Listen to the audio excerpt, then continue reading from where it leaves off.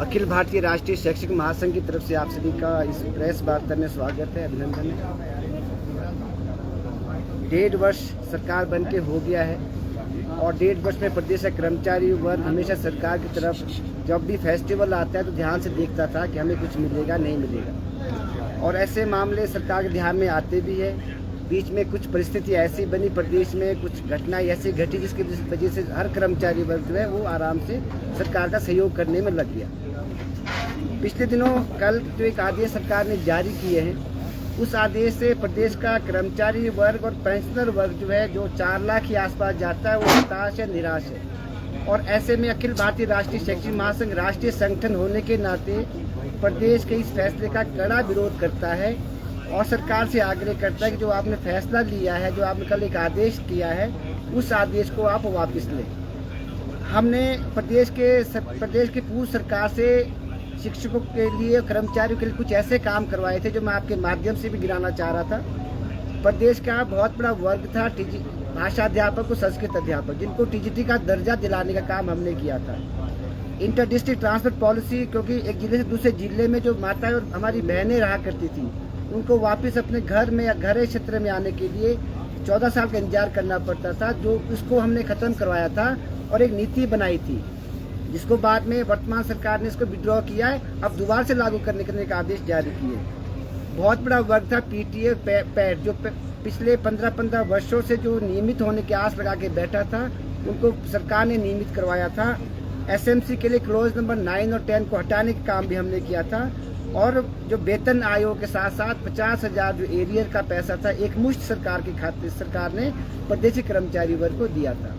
लेकिन सरकार के साथ साथ जब सत्ता परिवर्तन हुई तो प्रदेश का कर्मचारी वर्ग सरकार को देखता गया, उम्मीद लगा के बैठा कि सरकार ने व्यवस्था परिवर्तन के नाम से सत्ता हासिल की है। उसमें इन्होंने एक बहुत बड़ा फैसला लिया था कि प्रदेश के सभी कर्मचारियों को ओल्ड पेंशन स्कीम के माध्यम से जो लाया जाएगा, जिसका हिमाचल प्रदेश अखिल भारतीय राष्ट्रीय शैक्षिक महासंघ ने इनका आभार भी व्यक्त किया था।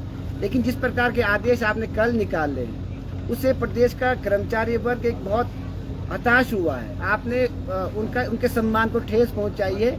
इसको हम किसी भी प्रकार से सहन नहीं करने वाले।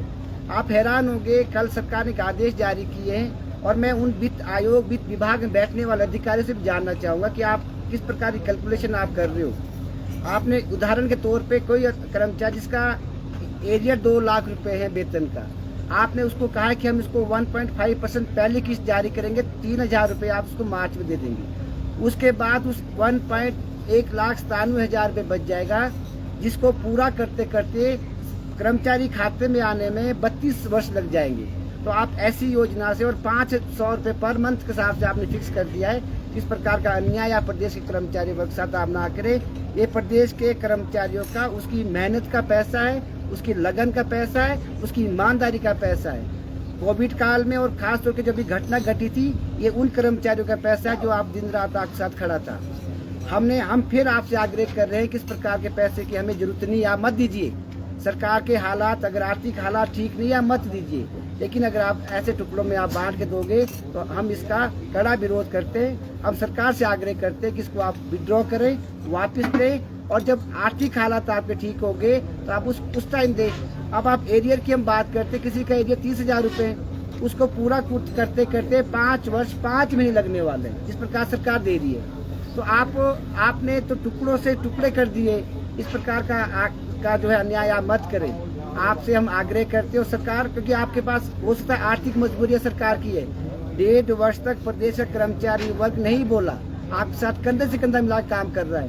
लेकिन इस प्रकार के जो आदेश आपने निकाले, इसको विड्रॉ करें और एक मुश्त अगर आपसे बनते हैं, एक मुश्त आप प्रदेश के कर्मचारियों को, उनकी मेहनत का पैसा।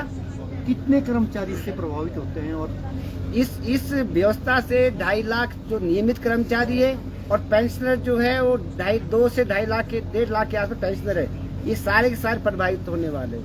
मैं आपके माध्यम से फिर कहना चाहूंगा कि प्रदेश की सरकार बनी थी ओपीएस के मुद्दे पे, लेकिन हमारे पास तो आर्थिक हालात एरियर देने को भी नहीं लग रहा है।